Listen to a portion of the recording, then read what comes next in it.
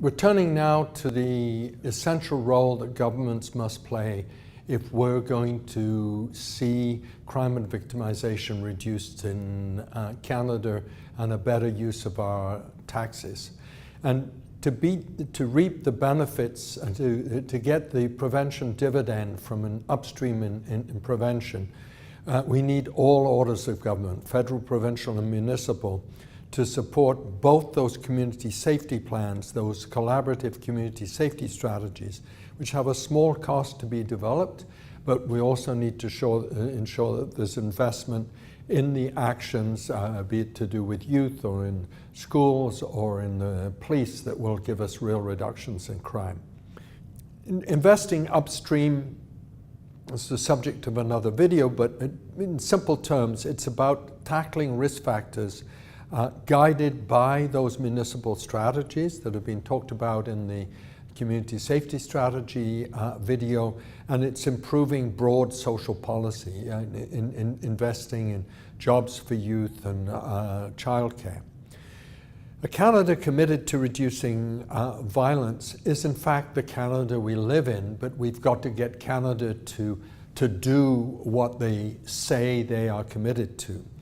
So Canada is already committed to direct resources to protect society with the least interference in rights, that have the greatest impact, informed by evidence and with feedback from Canadians. And that is a quote from the mandate letters written by Prime Minister Trudeau, for instance, to the Minister of Justice, to the Minister responsible for status of women, for the Minister of Public Safety.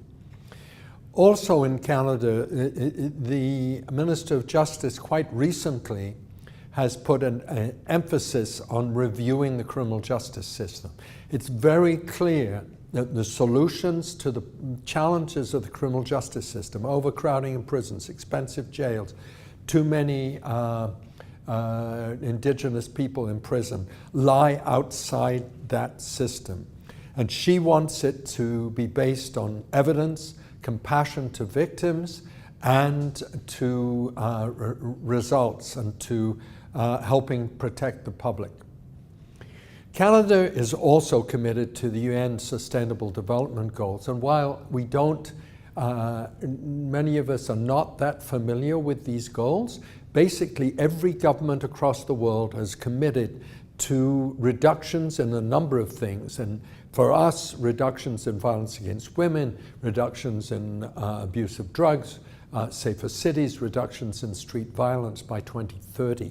And those sustainable development goals include one that has to do with upstream investment, using knowledge, and multi-sectoral. It says exactly what the evidence says, so we need to move on those.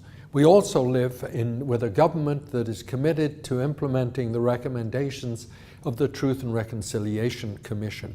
And these include a number of broad socioeconomic development issues like creating jobs and childcare, but they also include a vision to reduce overrepresentation of Indigenous people in prison. And you cannot achieve that without investing in the sorts of stuff that the evidence says will reduce violence against Indigenous peoples.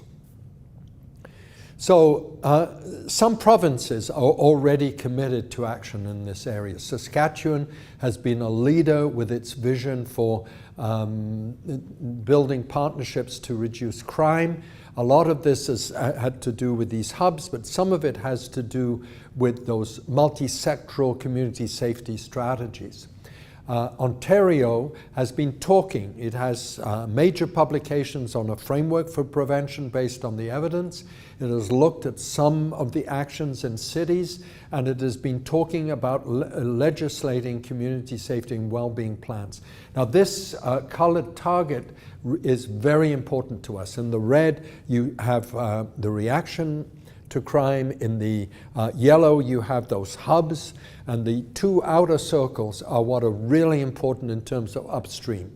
The outer one, green, is about those broad social development policies, and the blue is where you get the best return in the short term on investment.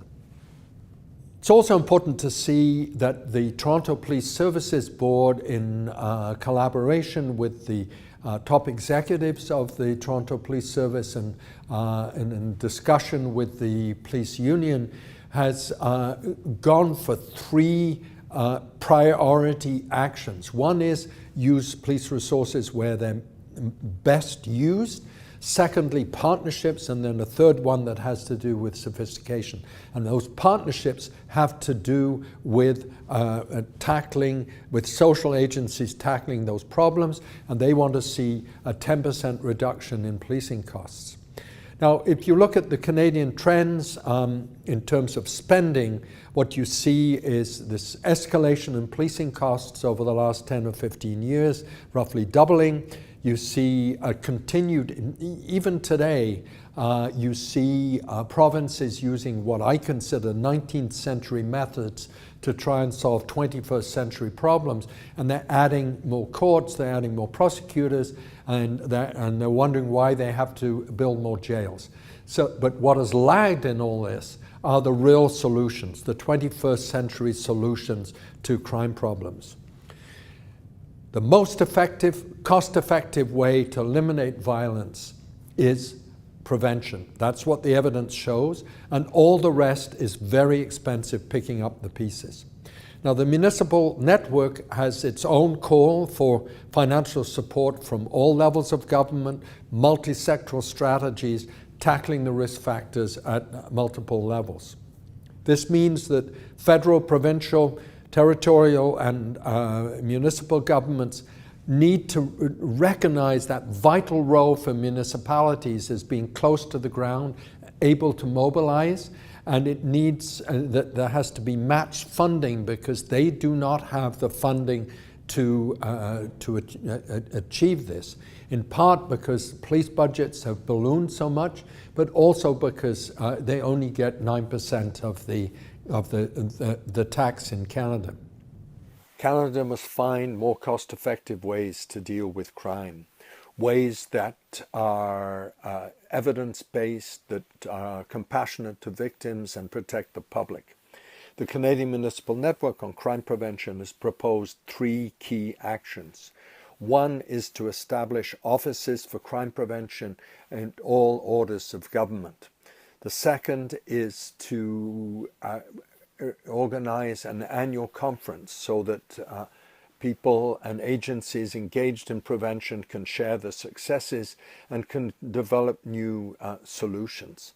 The third is a partnership between federal, provincial, territorial governments and municipalities to ensure a serious investment in prevention.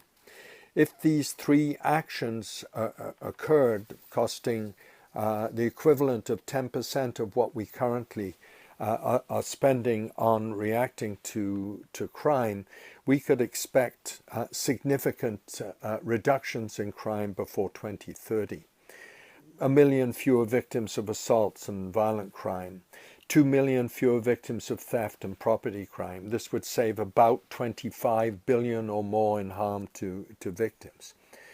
The required investment is important, is 2 billion, but this would counterbalance the 6 billion that we have added in the last 15 years to the reaction budget, but would achieve potential savings in reaction costs of 4 billion or more annually.